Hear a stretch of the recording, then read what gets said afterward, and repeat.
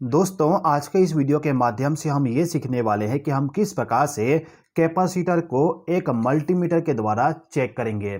देखिए, जब भी हमें कभी कैपेसिटर को चेक करना होता है तो हम क्या करते हैं कि जो हमारा कैपेसिटर है, इस कैपेसिटर को ले जाके जो हमारा पावर सप्लाई होता है, इस पावर सप्लाई के साथ हम इस कैपेसिटर को कनेक्ट करके इस कैपेसिटर को चार्ज कर देते हैं। और चार्ज करने के बाद हमारा जो कैपेसिटर होता है, इनको आपस में इस प्रकार से शॉर्ट करके चेक करते हैं कि स्पार्किंग कितना जनरेट हो रहा है। यदि स्पार्किंग ज़्यादा होता है तो हम ये समझते हैं कि हमारा कैपेसिटर सही है, और यदि स्पार्किंग यहाँ पे कम होगा तो हम ये समझते हैं कि कैपेसिटर हमारा खराब हो चुका है। लेकिन दोस्तों, ऐसे करने से हमें एक्चुअल में पता नहीं चल पाता कि वाकई में कैपेसिटर हमारा खराब हुआ कि नहीं हुआ। छोटे मोटे कैपेसिटर में तो आप पता कर लोगे, क्योंकि जो हमारा कैपेसिटर है इसमें स्पार्किंग थोड़ा सही होता है। यदि ये कैपेसिटर खराब हो गया तो स्पार्किंग पूरा ही कम हो जाएगा। लेकिन यदि आपके पास में कुछ इस टाइप का बड़ा कैपेसिटर है, जैसे कि ये वाला कैपेसिटर जो है मेरे पास में, ये 36 माइक्रोफैरड का है।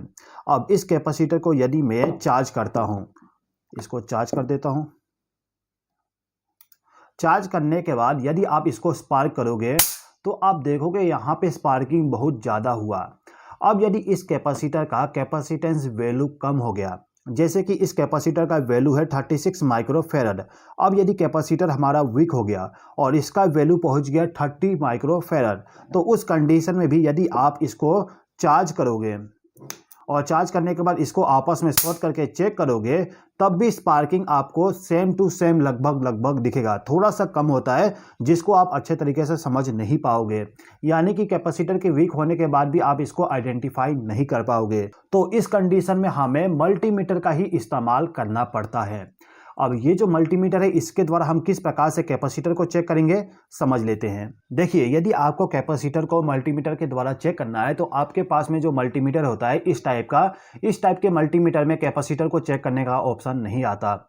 यदि आप इलेक्ट्रीशियन हो तो आप ऐसा मल्टीमीटर का इस्तेमाल करिएगा जिसमें आपको कैपेसिटर चेक करने का ऑप्शन मिल जाए। जैसे कि ये जो मेरे पास में मल्टीमीटर है, इसमें आप देख सकते हो यहाँ पे एक कैपेसिटर को चेक करने का ऑप्शन दिया गया है। मैंने इस पोजीशन पे मल्टीमीटर को सेलेक्ट कर लिया हूँ। ओके, अभी आप देख सकते हो यहाँ पे टोटल 4 सिंबल बनाया गया है, रेसिस्टेंस का, कंटिन्यूटी, डायोड और कैपेसिटर। यानी कि इस पोजीशन पे आप 4 चीज़ों को मेजर कर सकते हो।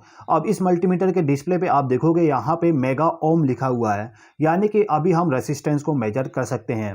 इसके बाद यदि आप फंक्शन बटन को प्रेस करोगे तो यहाँ पे डायोड का सिंबल आ गया, यानी कि अब हम इस मल्टीमीटर के द्वारा डायोड को चेक कर सकते हैं।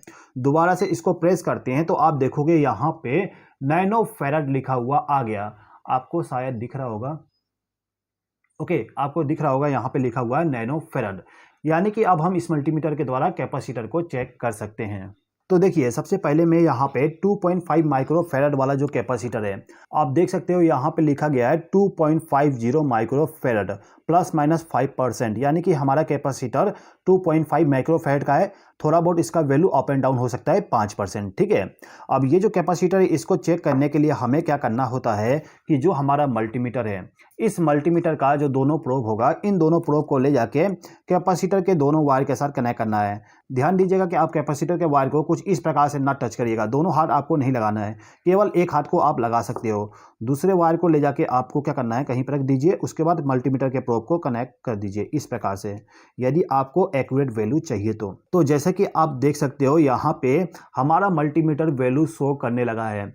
आप देख सकते हो यहाँ पे लिखा हुआ है 2.593, उसके नीचे में माइक्रोफैराड लिखा हुआ है। यहाँ पे आप देखिएगा, पहले नैनो फैराड है, जब हम इसको चेक करेंगे तो माइक्रोफैराड में कन्वर्ट हो जाएगा। ओके, आपको यहाँ पे दिख रहा है नैनो फैराड। मैं दोबारा से इसको चेक करता हूँ तो हमारा मल्टीमीटर थोड़ा सा रुक के वैल्यू को शो करने लगा। आप देख सकते हो हमारा वैल्यू आ रहा है 2.593 माइक्रोफैराड, यानी कि ये जो मेरे पास में 2.5 माइक्रोफैराड का कैपेसिटर, ये ओके कंडीशन में है। अब ये जो कैपेसिटर है, इस कैपेसिटर को चेक करते हैं। ये कैपेसिटर मेरा 2 माइक्रोफैराड का है। आप देख लीजिए यहाँ पे लिखा है 2.00 MFD प्लस माइनस 5%, ठीक है। अब इस कैपेसिटर को हम चेक करते हैं। इस कैपेसिटर का वैल्यू हमारा 20.1 आ रहा है, लेकिन उसके नीचे में आप देखोगे तो नैनो फैराड लिखा हुआ है। एक बार जूम करता हूँ। ओके, आप यहाँ पे देखिएगा वैल्यू हमारा नैनो फैराड में शो करेगा। हमारा जो कैपेसिटर है ये वाली, ये माइक्रो फैराड का है, लेकिन वैल्यू हमारा नैनो फैराड में शो होगा।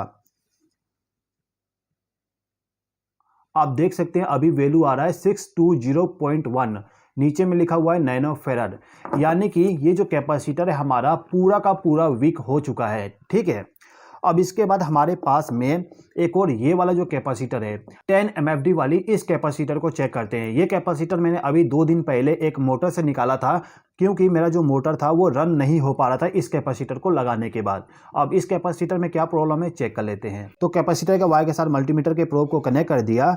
आप देख सकते हो हमारा वैल्यू आ रहा है 7.053 माइक्रो फैराड, यानी कि 10 माइक्रो फैराड का जो कैपेसिटर था, ये कैपेसिटर हमारा अब बन गया है 7 माइक्रो फैराड का, यानी कि ये कैपेसिटर अब हम 10 माइक्रो फैराड के जैसे इस्तेमाल नहीं कर सकते।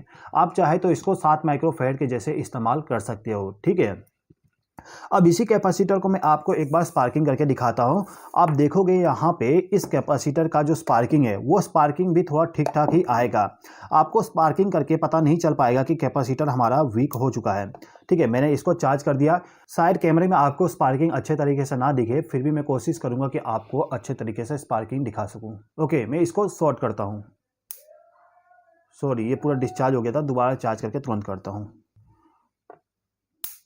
आप देख सकते हो स्पार्किंग इसमें हो रहा है, और स्पार्किंग थोड़ा ठीक ठाक है। थोड़ा सा कम लग रहा है मेरे को, 10 माइक्रो फैराड के हिसाब से नहीं हो रहा है, लेकिन थोड़ा सा स्पार्किंग हो रहा है। आप यहाँ पे पूरा कंफर्म नहीं बता पाओगे कि आपका कैपेसिटर वीक हो चुका है। यदि आपको पूरा सही तरीके से पता करना है कि कितना वैल्यू इसका कम हुआ है, तो मल्टीमीटर का ही इस्तेमाल करना पड़ेगा। दोस्तों, कैपेसिटर की बात हो रही है तो मैं आपको एक चीज़ और बता दूं कि जो हमारा कैपेसिटर होता है, इस टाइप के कैपेसिटर में एक और प्रॉब्लम आती है।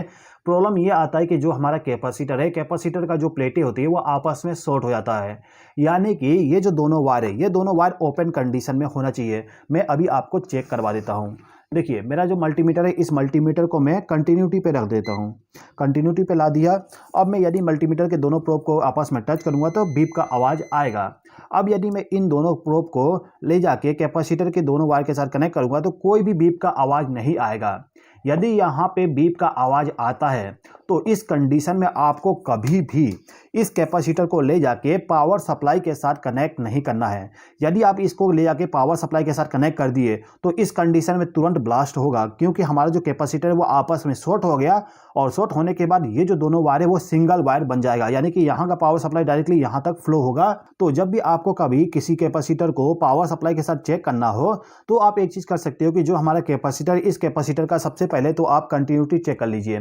यदि आपका कंटिन्यूटी ओके है, यानी कि कोई भी बीप का साउंड नहीं आ रहा है, उसके बाद ही आप इसको सॉकेट के साथ कनेक्ट करके आप इसको शॉर्ट करके चेक कर लीजिएगा। ठीक है दोस्तों, आई होप कि दोस्तों आपको इस वीडियो के माध्यम से कुछ नया सीखने को मिला होगा। इस वीडियो को देखने के लिए धन्यवाद।